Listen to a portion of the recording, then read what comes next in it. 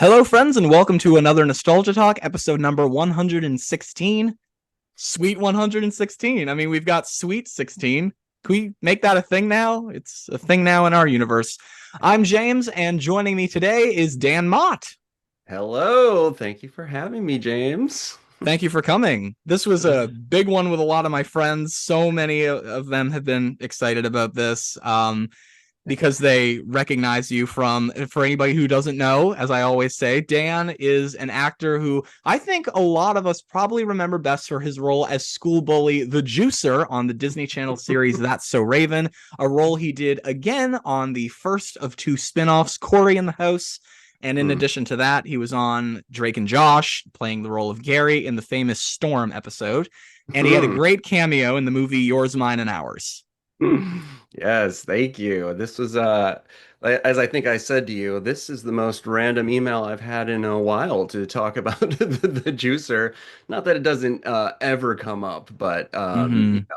it certainly was a special surprise to be like, "Oh yeah, and yeah, it's been a while. I'll talk about that. Yeah, what do you want to know?" Yeah, I got the email and it said this is the most random email I've ever gotten. I thought to myself, is that a good thing or a bad thing?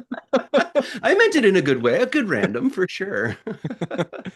So let's go a little bit back in time. What is it that got you interested in acting to begin with? Yeah, so I was lucky enough to go to some pretty like alternative schooling right out the gate. The first school I went to was like three former hippies who kind of cherry picked the best of a few styles of education. So there's definitely some like Waldorf schooling, a little bit of like, Reggio, like those kind of, or Montessori too. There's like little bits of each of these sort of, um, you know, nature and arts based education. So right from the get-go in that schooling, we were doing school plays and musicals, and we were always like singing songs and doing stuff like that. So, performing and acting was like early on already a part of just my education. And then a little bit later, around maybe like first or second grade, my older brother, who's 4 years older than me, started a summer theater camp, which I knew nothing about, but I went to the performance and he was up there on stage, like getting laughs, and I was mesmerized and was like, I want to do that. I want to do. It was the classic younger sibling wanting to do what the cool older sibling was doing. But yeah, just watching him kind of work the crowd and get laughs and stuff like that, I just thought it was like the coolest thing in the world. So I started doing the younger version of that summer camp, and I continue to do it all the way through up to high school. And then in high school, I was also involved in the theater program. I wasn't an excellent student in other realms, but I excelled in the theater and drama department. And I was lucky enough to go to a high school in Vermont that had a great theater department, a wonderful stage, and wonderful teachers. And we would do a little bit of everything. We would do serious scene work, which is kind of hilarious now looking back when you're like 16 doing David Mamet plays. You know what I mean? It's like I don't have the life experience to really pull that off, but we would do it. And we would do improv comedy, and we would do sort of festivals where you would kind of compete against other schools. So in my senior year, we went to like the final level, whatever it was, states competition, and got to like bring our production of Alice in Wonderland. And I was just like, this is great. And then high school ended, and I was like, well, I don't really know what to do. I've really only been good at acting, kind of. And then I went to New York City and went to acting school in New York City, which was again kind of very serious and dramatic, which, I've always been into comedy. I respect acting and th serious, method acting so much. But I knew it wasn't exactly probably what I was going to end up doing, but it was a really good experience. And then, yeah, just through the next couple of years, kind of made my way roundabout out to LA. I first went to New Zealand, where because I was dating someone from New Zealand, and she was like, "Why don't you come out for a while?" And then I ended up doing some acting work there. And then that was able to sort of bring me back to the States and be like, well, look, I was in this TV movie thing. And it was enough to sort of, get an agent, and I just started doing it. So that TV movie in New Zealand, that was your first gig? Yeah, and I had no idea how good I had it with this first gig because again, I didn't, I was 19 or 20 at the most and had never really done any professional movie or TV work. But this was like, a TV movie, so it had all the trappings of a full-on movie set. And it was sort of this disaster movie, funnily enough, about big wildfires called Superfire. Yeah, And it we've was, got a few of them happening here where I live. yeah, oh yeah, you do. I know, yeah, you know well about it, and all up through the West Coast and the Northwest. Yeah, it's a thing, it's climate change and all that stuff. But it was sort of the early versions of being like, well, what if, it was historically dry and fires combined and whatever. And it was a little goofy, but it was like, to me, such a fun gig. I got to play kind of a bullyish character, funny enough. Like the pattern started there with this movie where I was a bit of a teenage bully. Um, but yeah, I didn't know how good of a gig I had it because it was my first thing, but it was like a full-on movie set and they would drive us on go-karts onto the set and we had robes and things like that. And I just thought that's what all acting was. Like you just kind of get treated really well and put up in hotels and things like that. And later on I realized, oh, that was a really lucky first gig. But it was super fun. It was great to just have this sort of like funny role, but also be on this big movie set. And, there's a lot of like kind of practical fire special effects. So, we would be like on these trees that had all this like butane wiring around and they light it up and the whole it was like pretty intense, but also like exciting and fun. But it also had its own share of like Hollywood drama and stuff like that. So I kind of got my first taste of that too. And I was like, oh, this is a funny world. This is interesting, little disputes among stars and things like that. But yeah, it was kind of like the full experience. I also naively thought at this point, like, well, great, I did this, then at this point I'll just be able to kind of like keep on acting forever. And, that's even the most established stars are always like, trying to figure out that next thing. But yeah, it was a great first experience. And then yeah, I kind of made my way back to the States, had that on my resume, and did a little bit of time in New York and then was just like, there's not enough like smaller productions in New York. I was like, well, let's go out to LA and try it out there. Because maybe there's a couple little projects I can kind of get a foothold in. And yeah, eventually I started to audition for kind of a lot of like different children's television. So yeah. And that led to doing the juicer on That's So Raven, That I led to doing the presume. Juicer. Yeah. So it was really fun, this whole experience. The Juicer is still, of all the little acting things that I did, still one of my favorite experiences, for a number of reasons. But yeah, I remember getting the audition. I remember reading it and getting the humor of it right away and like understanding what they were going for right away. I mean, obviously I had my own take on it, but just like the rhythm of the comedy and sort of what I was like, oh, I totally get this.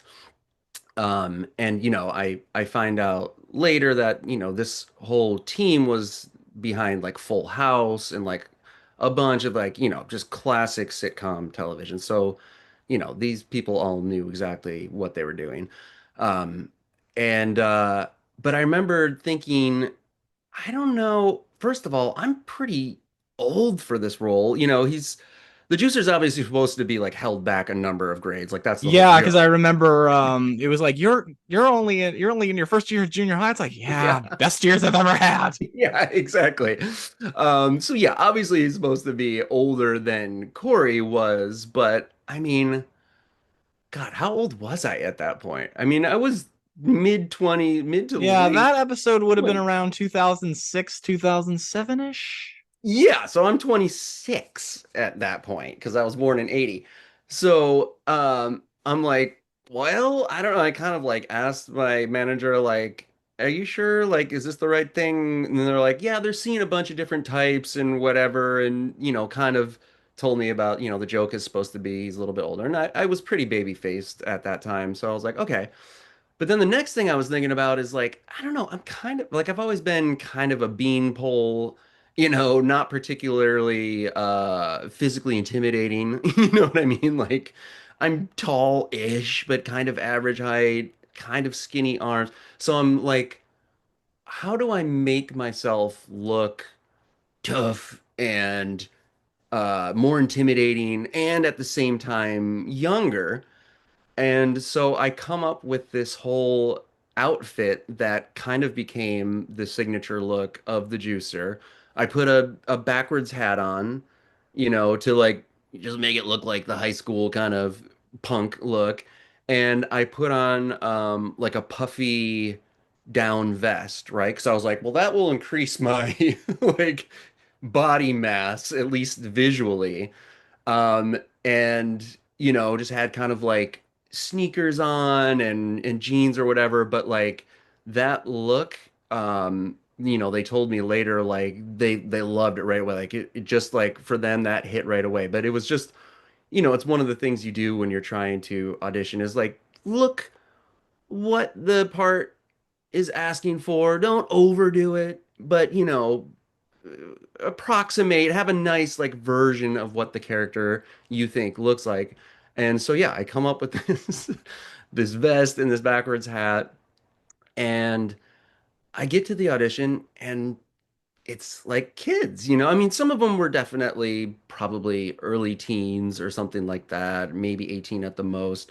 Some of them are the type I was thinking when I read it, like they were kind of like, a little bit more physically intimidating. They looked kind of like your typical almost bullyish that you'd see on the schoolyard or whatever. So I was like, well, all right. I mean, yeah, if it were me sight unseen or just without hearing them read anything, I would probably pick that physical type, but whatever. I'll give it a go. I'll do my thing. Um, and when I was sort of like imagining how I would do the reading, I was like, all right, how do I how do I seem tough? Like what's the vibe of like this kind of like villain character, but that's still kind of like Disney-ish, you know?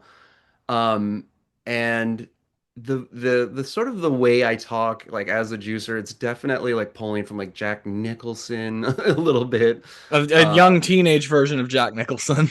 100%, 100%. Like as a kid, I remember seeing the first Tim Burton Batman, and Jack Nicholson is the Joker, and he's just having the time of his life being the bad guy, right? Like he's just whooping it up and like all these iconic lines and having so much fun. So I was definitely like pulling from that, somewhat subconsciously, but just kind of like, what's the kind of like, how do you intimidate people? What does that sound like? So yeah, it turned into this sort of like Jack Nicholson teenager. Um, and I was just, once I like kind of found that and I had the outfit and I was all like kind of dressed up, it just was like, it kind of took on a life of its own. And when I was in the room doing it, the first time you go in, you kind of do it with just the casting person. And I think this was Joey Paul Jensen, I think her name was, who cast me in a couple of things and is great. Um, and she was laughing, having a good time. And then you do sort of like the callback where they bring you back in with producers and stuff like that. And when I came in with the producers, they were just so warm and smiley when I first came in, like they were already excited. And then they were just laughing and having a good time, and they, probably gave me a note or two or whatever, but it just was really fun, and I think everyone in the room had a lot of fun.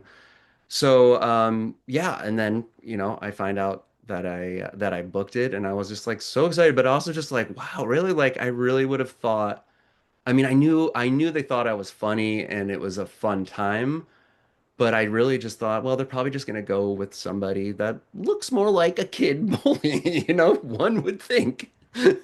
But that's like the fun of when you can make something. your own, and you can just, if you just go for it, sometimes you kind of, you change people's minds of maybe what they thought they wanted to have into what they see in front of them, and they're like, this is great.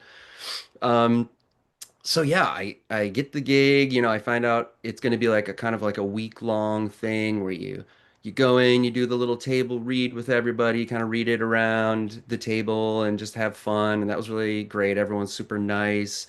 You do some wardrobe stuff, and I'm laughing in the wardrobe because they're literally trying to like, well, so what did you wear in the, they're like really trying to like emulate the look that I came up with. And I ended up like bringing some of the stuff and they ended up using it. Like the green hat I think I wear in the first episode was mine, and they were just like, "Yeah, do you Oh mind if wow. we?"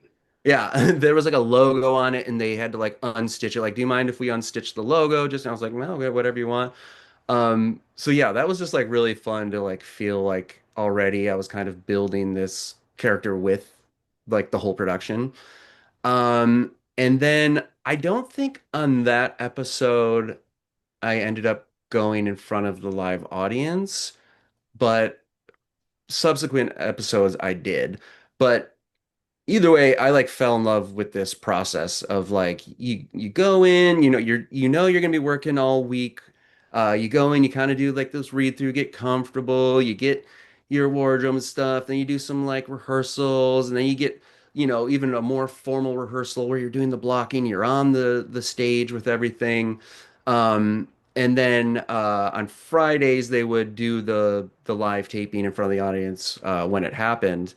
And I just remember the first time I did do it in front of the live audience, just loving it because it was like theater again, you get to sort of work the audience a little bit, and that was always my favorite part of doing plays and stuff is you get these cues, you get the sort of vibe, this like sort of, unconscious communication that's happening where, you know where to turn up jokes, or different things to hit or different things to sort of embellish, or things just happen in the moment and the audience reacts. And so there was that whole element combined with also doing it on television was a ton of fun.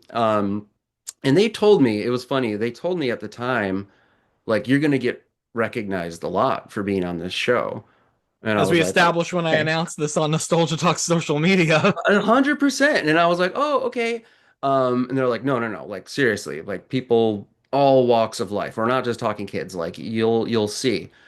And I was like, oh, okay, cool, cool. And again, I'm 26, so I'm not like watching Disney, like, and so I don't really understand, the Disney thing that was happening right there, and Nickelodeon that was happening right then. So I'm like, yeah, okay, cool.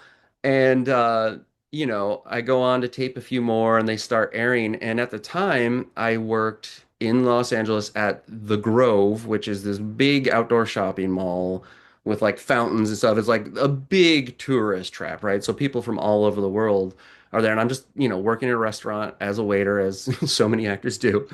And once the show started airing, they were absolutely right. I mean, but the cutest thing is that like the kids would recognize me, right? And they're at lunch or whatever with their family. They're about to go see a movie or do whatever they're doing. And I would start to see kids like clock me as I'm walking by, and they were kind of like timid. It wasn't like a, oh my God, it's like I'm not Taylor Swift. I'm this scary person, kind of. They probably thought you Like were they're going not to juice their heads or their exactly. dinner. They're not excited. I mean, they are because they know it's funny and whatever, but there was definitely this kind of like shrinking of the shoulders and being like, oh, as I was walking by. And then, parents would stop me and be like, excuse me, and it was like, it was really fun because, waiting tables is not always the funnest of occupations. And it was always like really nice to like break up the day. And I would take photos with families and like pretend to juice Aw. kids' heads in the photos and stuff like that. And yeah, it just turned into this thing, and I never knew if like another episode was coming. I was surprised when I came back the first time Yeah, I because was about to ask you if that was meant to be a one-time character, because there are characters who come on That's So Raven who we all love for just showing up that one time, and hmm sometimes we don't see those characters until the next season. They appear once the next season, or maybe a couple of seasons after that. Right, right. Well, I don't know. I don't know that they planned it per se. I don't remember if it was talked about in the beginning. I think there may have been just like a they might have you come back or whatever, but I don't think they wanted to necessarily make any promises or whatever. Sometimes that stuff gets weird in terms of like negotiating rates or whatever. So I don't think it was anything formal, but it it was probably I don't know, not that long, maybe a month or two after the first one, where they're like, well, they wrote you into another one, and I was like a little bit surprised and flattered, but we had so much fun. Like I got along really well with Kyle with Corey. Um, he like even at that age was just really funny and smart, and we would like riff together. It was like this little comedy buddy, and it was like a really funny relationship to have because it was very much like an actor's relationship. Obviously we were great to hang out outside of acting, but I was 26 and he was, whatever, he was 12 or whatever. But we had this like kind of vibe when we were like acting together, and he would riff a little and I would riff a little, and it was just really fun. So I think the writers just were like, this is a good thing. And maybe they were starting to think about the spin-off. Who knows? I mean, I don't know all the backstory of all that stuff, but maybe they were thinking, oh, maybe Corey will have a spin-off. Maybe we should start featuring some of his stories a little bit more. Who's to say? But I do know that it was really fun to work with those writers and with Corey and even David Henry, who went on to Right. Waverly And for any of Place the and listeners who don't know, David, I almost said Larry David because his character yes. was Larry. Now, Larry David's enthusiasm, but yeah, David Henry, who of course now does Justin on, he did Justin on Wizards of Waverly Place and is doing him again on Wizards Beyond Waverly Place, Yes, season 2 coming yes. soon to Disney Channel. Hmm. But he played Corey's best friend, who Larry, also yeah. was, yeah, named Larry, who also was a frequent harassment victim of the Yes. juicer. Like I'm thinking Hmm. about not just the juicer's first episode, but the one where he wants to join Cory and the boys. Yes. Anybody who objects to me being in the band, speak now and have your head juiced. Yeah, right.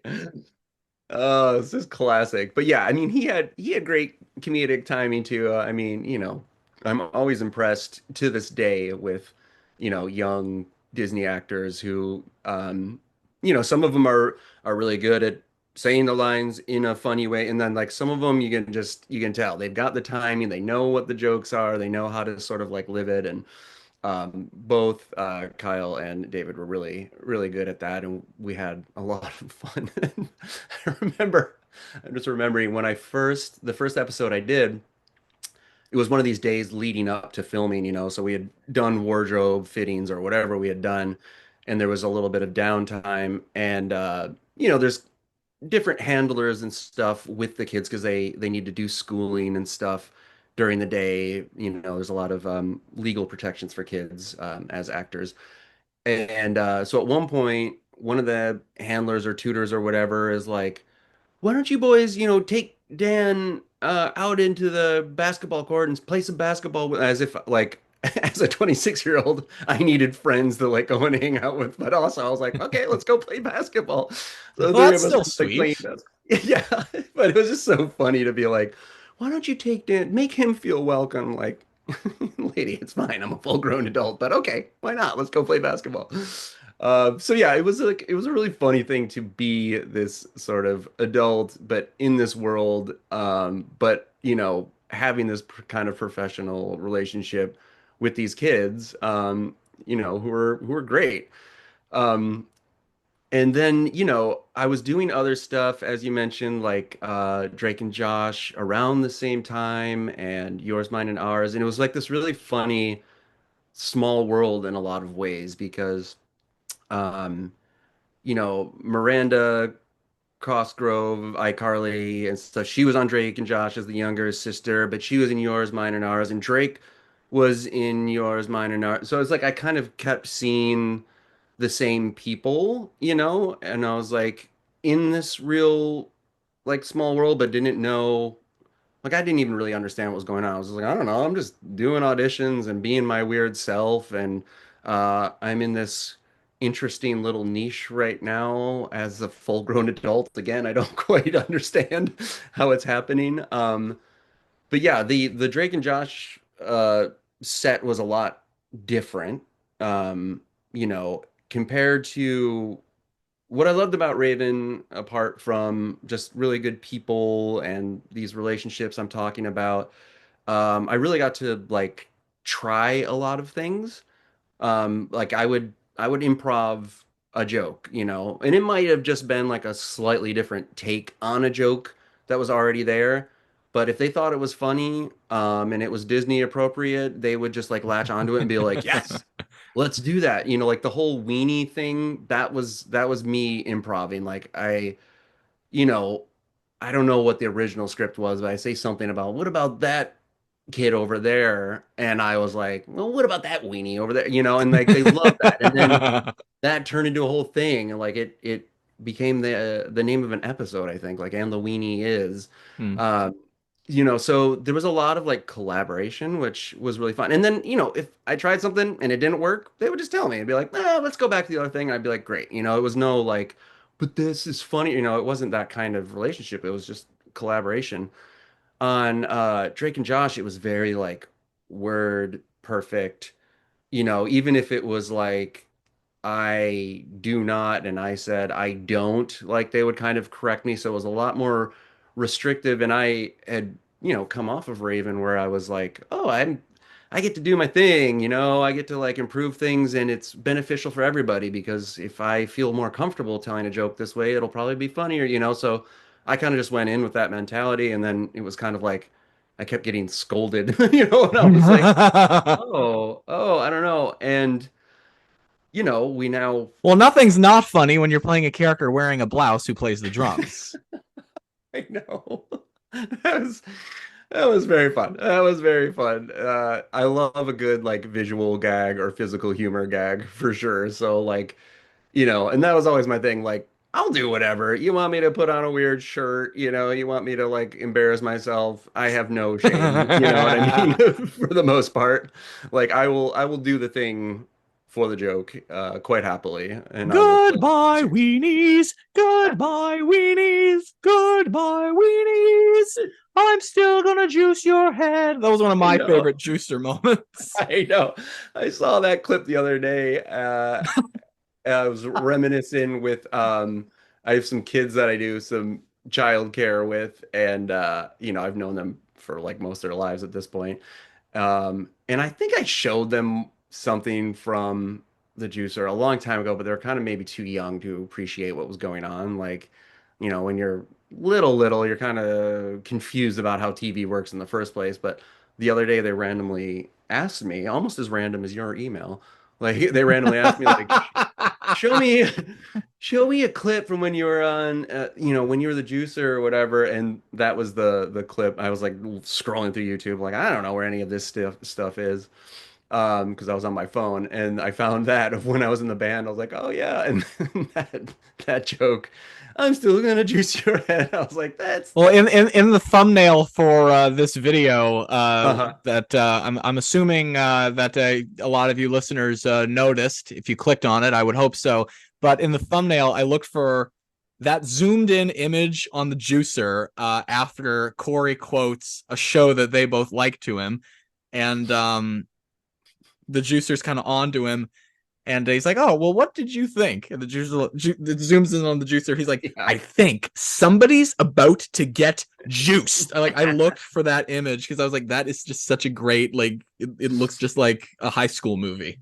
Yes, 100%. And it like also looks like one of Raven's visions, you know what I mean? It's just kind of one of those like that classic moment.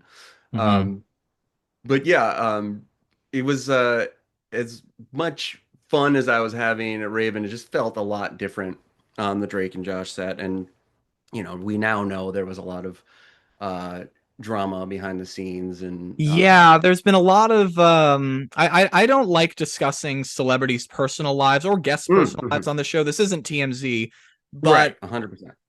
a lot of people Drake Bell's getting a lot of attention for talking about all the things that went on. Yeah. And I really do feel like he's become so much stronger because of that.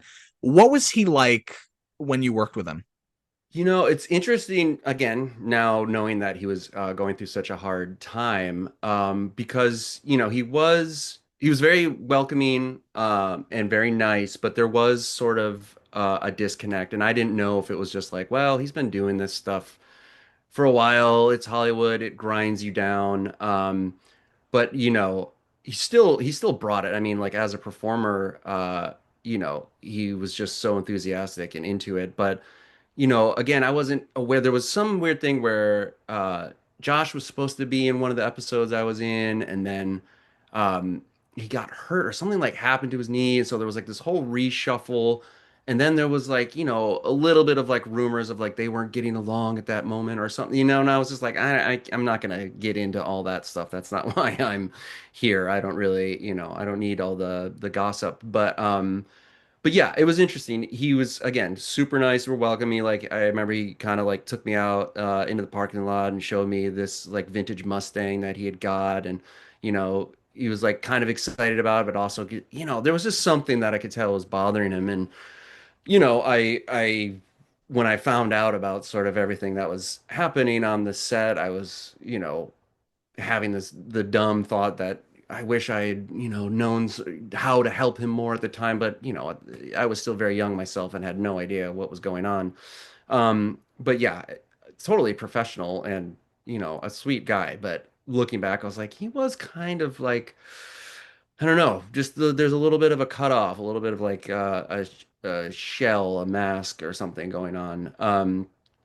And then, Dan Schneider, the producer who, has come under fire, again, I didn't know that he was like a big deal. It's like the difference between the way the adults and the business side perceives their shows and stuff like that, and the way Right. actors and kids perceive it. To him, he was this big Judd, multi-million dollar television producer who had created all these hits and stuff like that. To me, I'm just like he's the producer of the show. Like he Yeah. seems nice enough. But yeah, there was this sort of coldness from him too, and I didn't know if it was because I was trying to change his jokes or something, which obviously I wasn't trying to change his joke. I was just trying to make it more comfortable for me. But yeah, it got, there was just weird vibes, which I was just like, huh, that was different than Raven. And that, now with Right. hindsight, we kind of know, like, yeah, there was some weird stuff going on. And he was a bit of a, not a complete monster per se, but he had some stuff for sure. He had some Hmm. stuff. And the Um, other person who you worked with on Drake and Josh, who was on that episode, you're talking about working with Miranda Cosgrove, another iCarly alum, Jerry Trainer. Jerry was awesome. I like respected him so much for his like humor. And he got to like do a lot of the stuff that I was like, oh, I wish I could be doing this on this show too.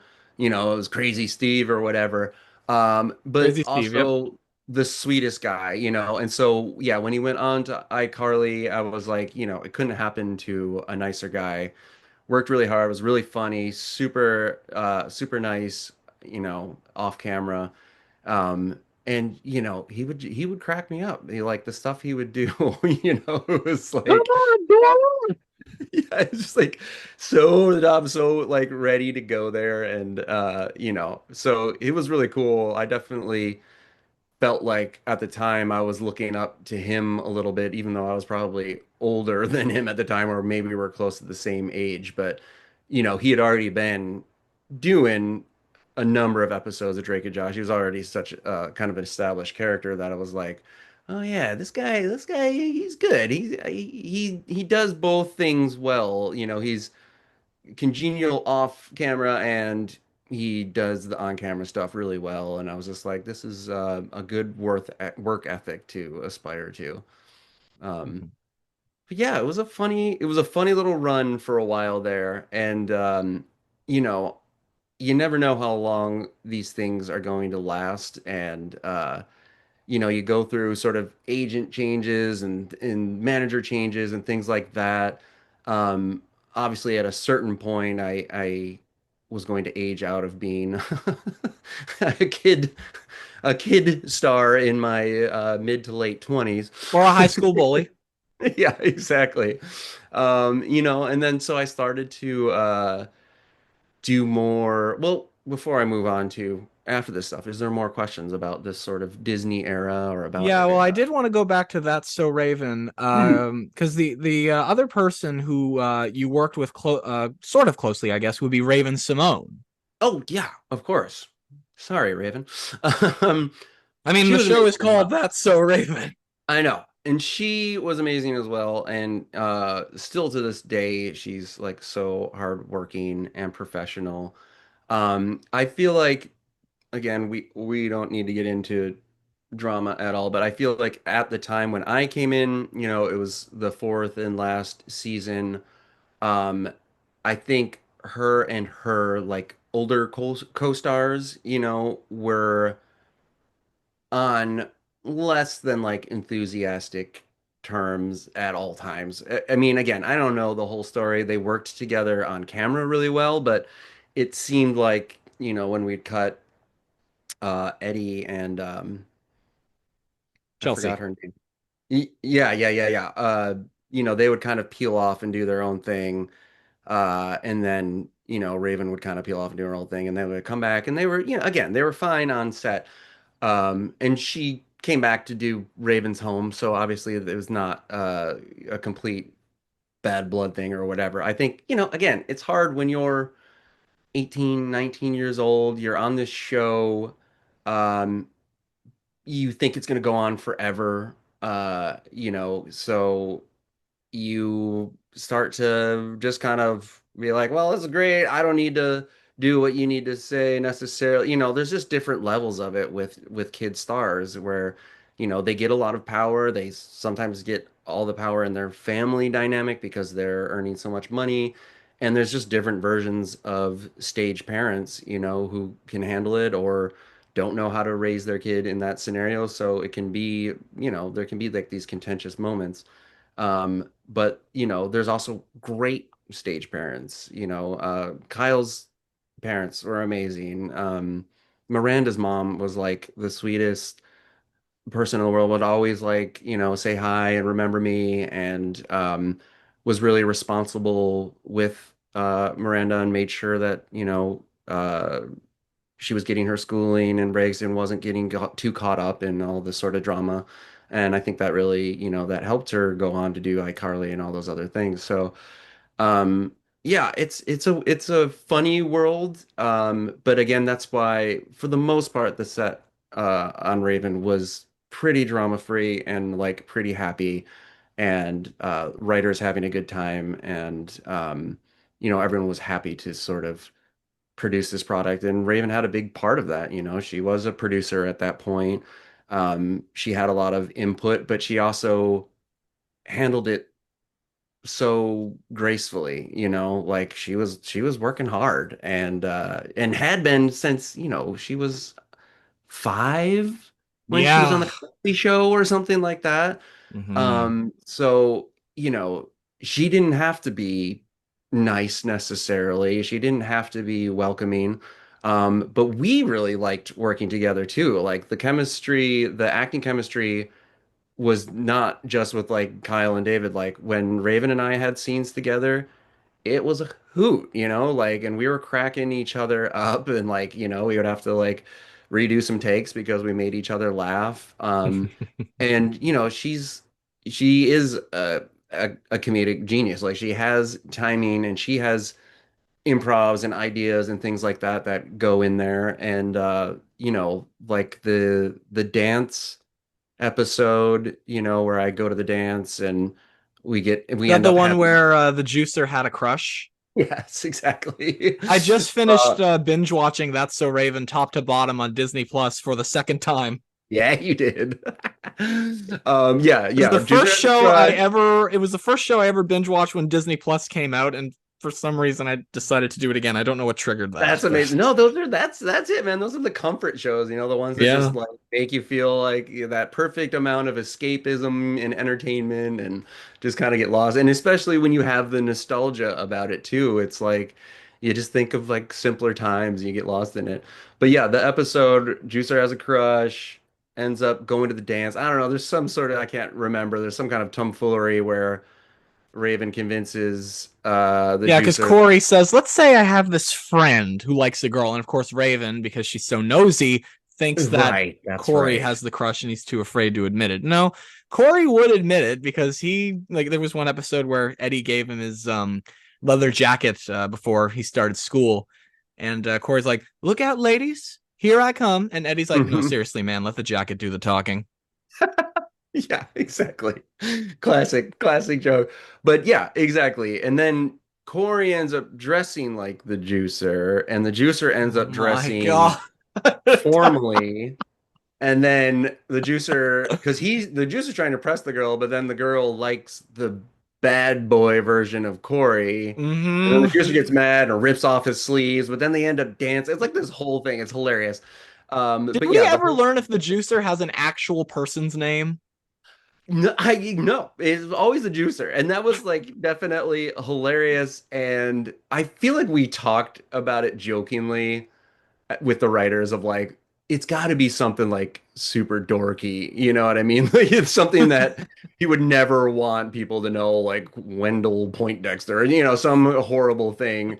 But no, it was never like officially discussed or written anywhere. But that was another thing when I first got the script for the audition, I was like the juicer? Like what is this? That's When what you was on see his birth that certificate. First name the, last name Juicer. exactly. When you see that as just the first thing you get, when you get the audition is you get this sort of character breakdown, it's like the juicer. He's whatever, middle school bully, he's been there for it. But it was like the juicer. And then, you read the script and you're like, okay, you get the context, but it was a very funny thing of like, wait, I'm going for who?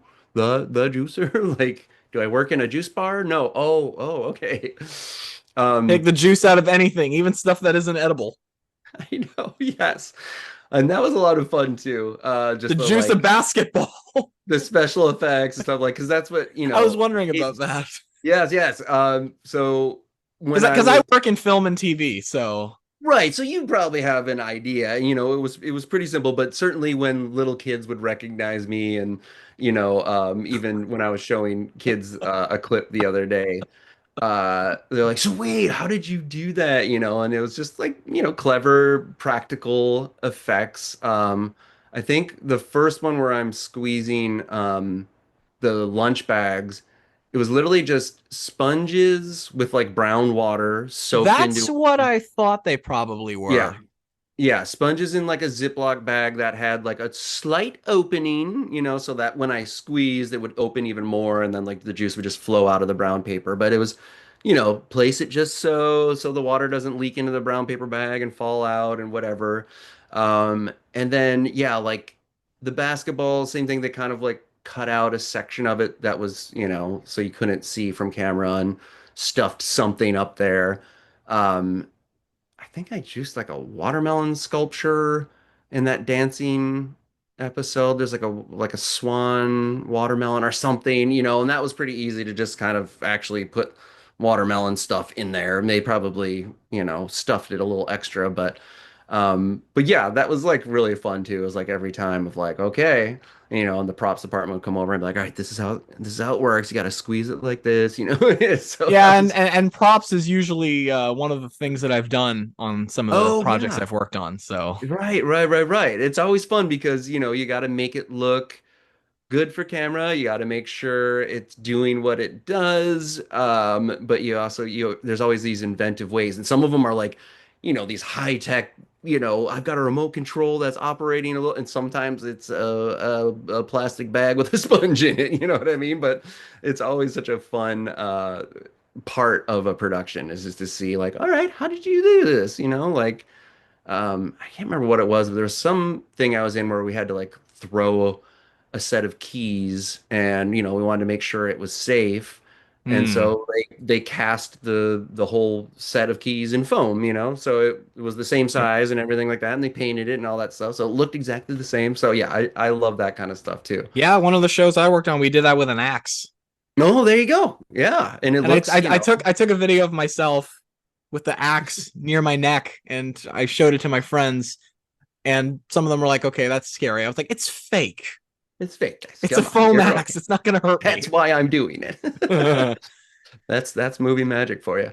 I Hmm. tell you one thing that maybe should have been a prop and wasn't, and someone got minimally injured. Ooh. So I think it's the first episode we have a food fight, Oh uh, yeah. right at the end where it's the meatballs and like that whole thing. And that was really fun too because we had that whole shot where I think Raven throws a meatball at me and I catch it and I like And juice squeeze it. it. Yeah, exactly. And that was just a meatball that I squeezed. Um, and it turns into this whole food fight. And first of all, that was like a fun kind of like one of those things you want to do as an actor because you see them, especially on like kids television. You see people getting in food fights, and in real life, you don't really get in that many food fights, hopefully. So to do it on TV and just like it was like so much fun to be able to do that. Now, we did have these meatballs, and they were pretty big sized meatballs, I think, so I could do that thing where I catch it and squeeze it. And just so on camera, they were very, obviously big meatballs, but they were like kind of a heavy chunk of meat. And we're doing these bunch of, we only did it a couple times. It was a huge mess. But in the process of it, one of the young extras who was on set that day caught a meatball right in the eye. Oh.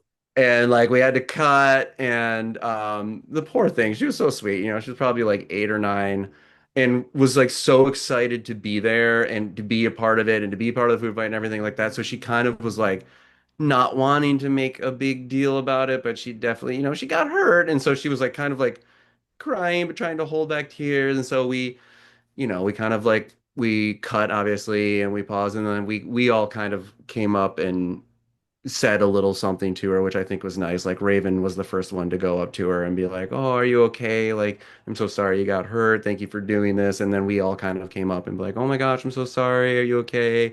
I think it turned into obviously probably a memorable day for her for a couple of reasons. But yeah, that was like maybe we should have had foam meatballs in that case. Would have been But harder that's to still juice. yeah, exactly. Yeah. But it was really that was a fun day too of just like I mean, it was like stuff was flying everywhere. Corn, gravy, like stuff was like that place was a mess afterwards, but it was a really, really fun day. Hmm. Um, yes, please. What else? Yeah, so you came back for Cory in the house, Mm. as did a couple of other characters from the original That's So Raven. Were you ever invited to come back for Raven's Home? I was not, but I was kind of out of the game at that point.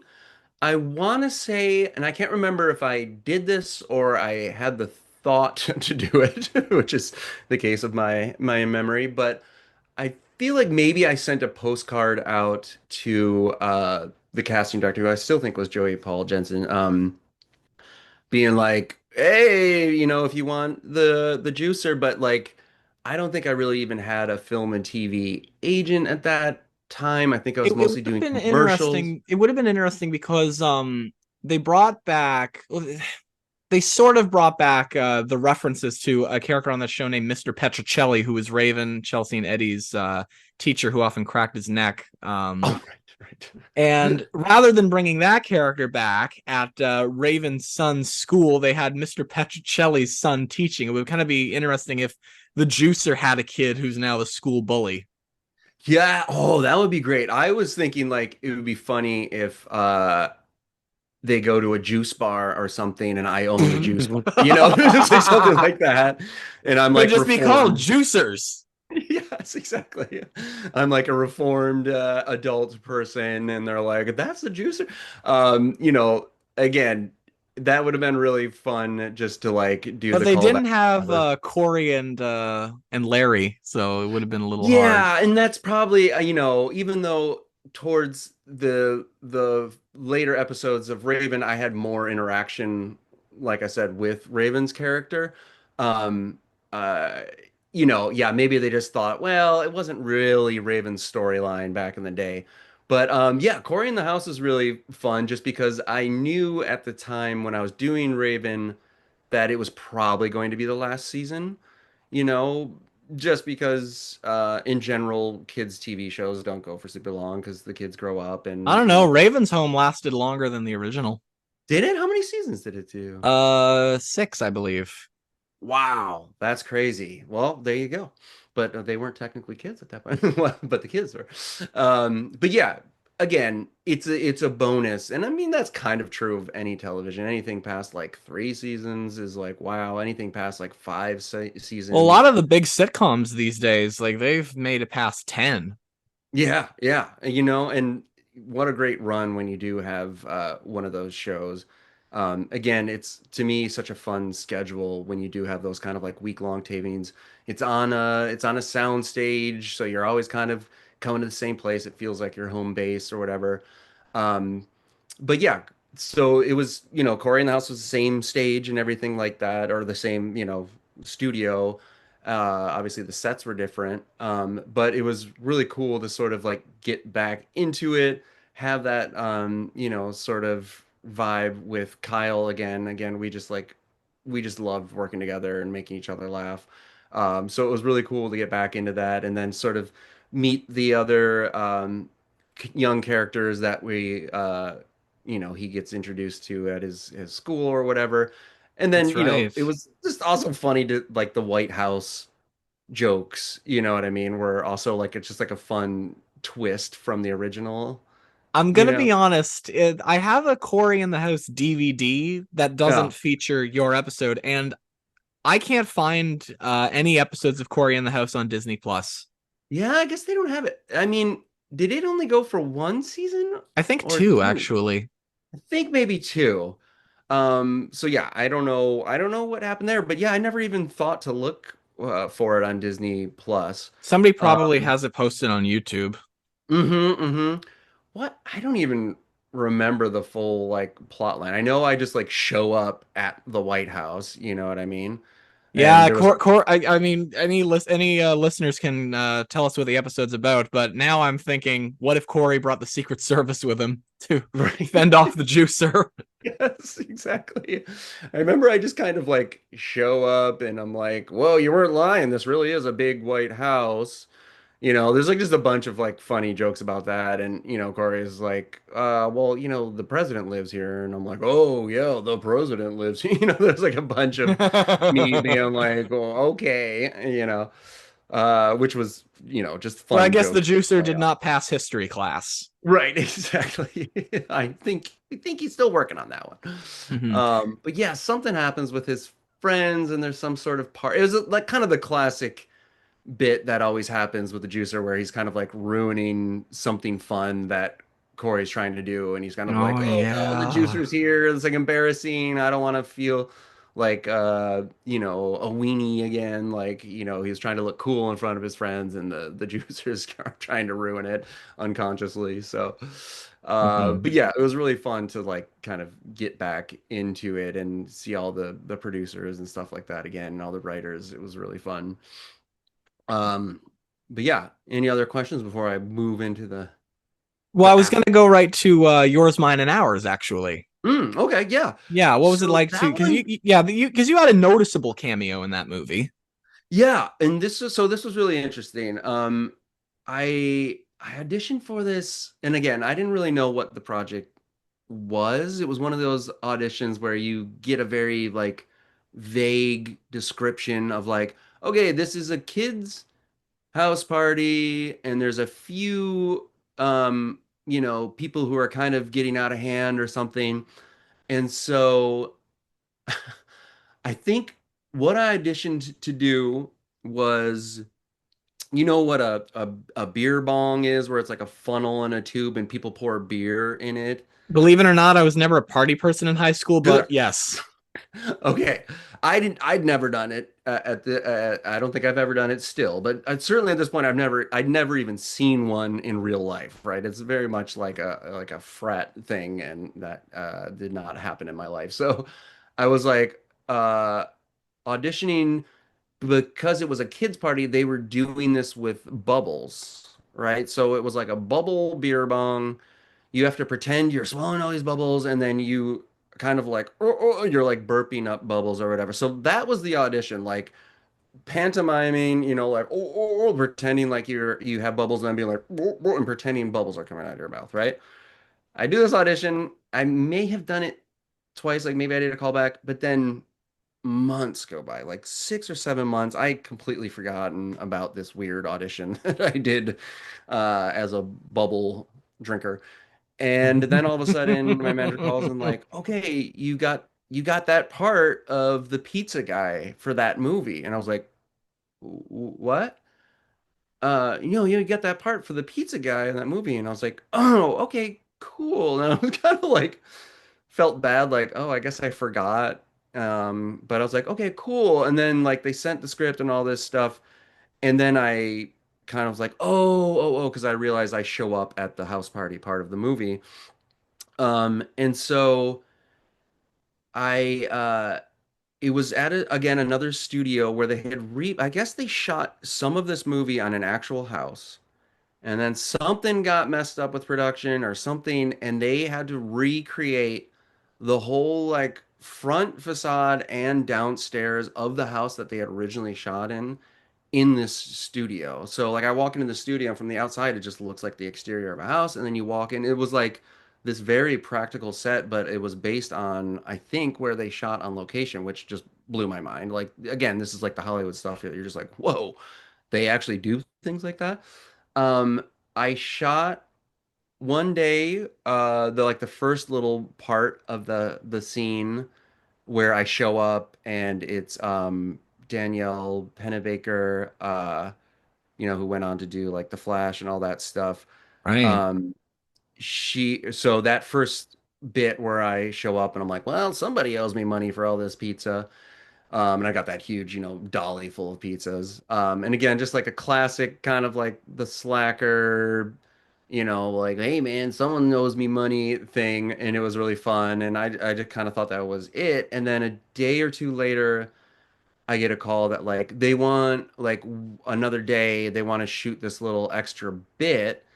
And I was like, oh, okay. And so they wrote the extra little bit where I interact with Dennis Quaid, and I'm like the last person out of the party, and he's like trying to just push everyone out the door, and at the last minute I'm like, oh, there was the matter of the money for the, because at a certain point the pizza guy just decides, hey, I'm just gonna hang out at this party, right? So that was kind of, the director came up with this thing of like, it would My be last funny. pizza of the night. I'm gonna just Yeah, hang and chill here. he probably will lose his job, but he's decided, you know what, how often do you get to have this really fun party? I'm just gonna stay. So then, yeah, there's this moment of the pizza guy getting kind of ushered out and being like, "Oh, I never got the money for the pizza," and then Dennis Quaid just slams, the door in his face. But that was like super cool because I got to work with the kids, and I got to see like Drake again, which was cool, and Right. Danielle was really sweet. And it was a really fun set at that moment because they wanted it to be the world's craziest party, right? So there's a BMX rider coming down the stairs on his bike, and there was like all this, crazy stuff happening. I'm there in the middle of the chaos, and so it was like really fun just to do the first day, and then to get like called back. And get to work with Dennis Quaid, even just for like a line, was like, oh my God, this is really cool. This is Dennis Quaid, man. Like I loved tons of his movies growing up, and so it was just like cool to be there on set. And Renee Russo was there as well Nice. I like on her. that day, and she was like lovely. She was like super sweet and chatting with me. So yeah, it was like this really like kind of surreal experience, and one of those like fun moments where something you do was funny enough to like spark this extra day of filming. So Just lying yeah, down on the job yeah, for the pizza guy. yeah, exactly. It was really fun. So yeah, like after that, I started to do like more like commercials and stuff like that. So I had a big couple of like campaigns where I was, in a Wendy's commercial, a McDonald's commercial, and a Toyota commercial. There was like a bunch of these commercials, and I sort of was just like, well, maybe I'll just do this for a little while. And it just kind of, the industry of commercials just changed a little bit. They started paying a lot less money. So I was still doing it, but I was like, it's kind of like a lot of work to go to these auditions and then get off of work and film things and all that stuff. So I was kind of just like naturally backing out slowly. And I just sort of got to this point where I was like, what am I really doing in my life in terms of like, stuff that's good for humanity and people? And that was sort of like my dream is that I would be successful enough as an actor to start to be, able to give back and, help other people and do things like that. And I was like, why don't I just start doing that just on my own, like start volunteering or something, So I started to volunteer and teach kids and work with kids, and I kind of got the bug doing that. And I was like doing after school teaching and stuff like that. And Like then the teaching pandemic acting or just in happened. general? What's that? Just like teaching acting or teaching in general? No, teaching in general. Some of Okay. it was definitely like arts and or like performance based, but it was always kind of like fun stuff to begin with. It was like after school, like whatever, design your own comic book or, make or beat this little like kids escape room, just like fun stuff that was like for kids who were waiting for their parents to pick up. Um, and I really got the bug doing that. And then in the pandemic, I was a kindergarten teacher, which again, if you had told me as a young man that I was going to end up like teaching a kindergarten class during the pandemic, I would have said you're crazy. But it was a super rewarding experience. And then after that, I just was like, I want to keep doing this. And I worked at a school for a while, and now I work at a nonprofit teaching kids about the environment. It's called Friends of the LA River. We teach about our weird sort of cement river that we have in Los Angeles that has been, channelized in order to stop flooding, and it's been in a lot of film and television as well. Um, and yeah, in some ways, it's like the weirdest journey, but it also makes a lot of sense because I do a lot of like public speaking and trying to convey a message and stuff like that. And so I'm always very comfortable if there's like an interview uh, with NPR or the local TV station. They're like, oh, they want to interview somebody, Dan. And I'm like, yeah, sure, let's go. Like, like I'm just not intimidated at all because of my background. So yeah, there's always like these moments again when I saw Raven's home was happening, I was like, oh, that would be fun to like do it again. And if somebody came up to me and wanted to like just be like, hey, be in this thing, I would 100% do it. But like the grind of being a working actor and auditioning and then still trying to work and afford Los Angeles and all that stuff. It just started to change for me. And like I said, I kind of was like, well, acting is can be a pretty self-serving enterprise, you know what I mean? Hmm. Of if you allow it to be of just like, oh, it's me, I'm an actor, And I was really feeling this like I don't know, this like kind of emptiness of like I feel like I need to do something else with my life.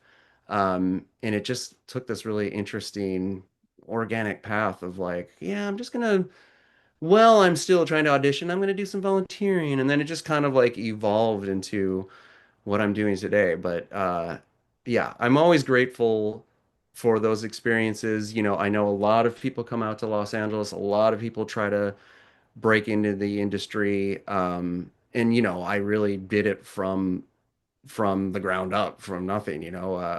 Sometimes you have an in with the industry or you get lucky in one way or the other. And I certainly feel like I got lucky to even just be on a show like that was, nationally and globally syndicated and to be recognized that way. And like I said, the experience on Raven in particular with the live audience and stuff like that was just one of my favorite things to do, it just coming out and the audience being all excited and doing the oohs and ahs and all that stuff and getting laughs. It was just like it was the best. The Uh, ooze, especially when the juicer would always look intimidating.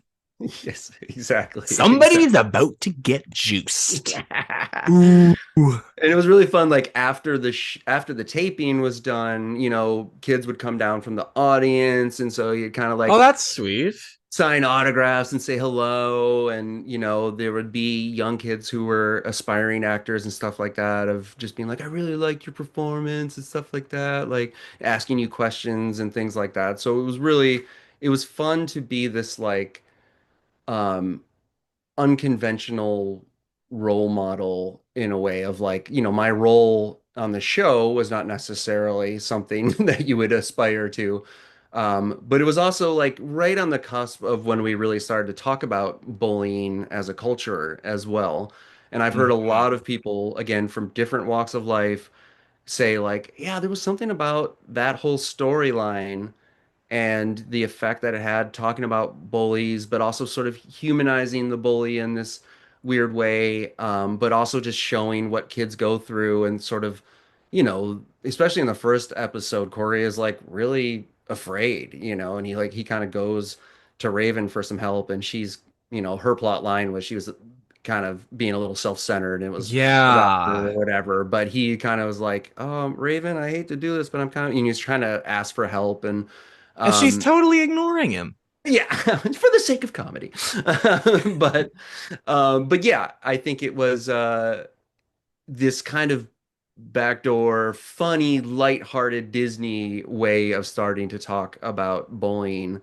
And I think it's maybe started some conversations, or certainly sort of made it more relatable for some certain kids who might have been experiencing that. So it was really nice to hear that feedback from different people. I was like, oh wow, didn't even think about that aspect of it, you know. Right. So yeah. Well, I've really enjoyed speaking with you. That's all I've written here. Is there anything you want to say to wrap up?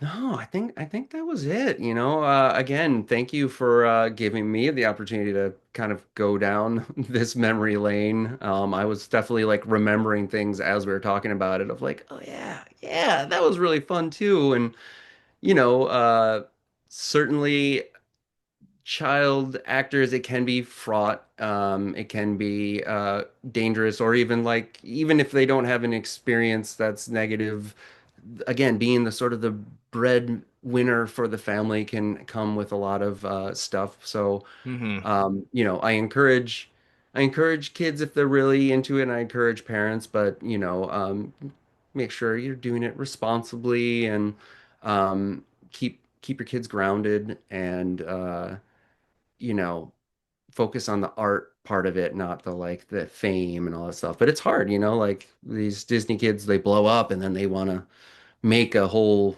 brand out of it and all that stuff. So, I'm glad a lot of the kids have made it out, and have figured out as adults how to sort of reconcile some of this stuff. And, I was just glad to be a part of it. And I was glad I was an adult at that point and I didn't get too, you know, caught up in all of it. And again, Right.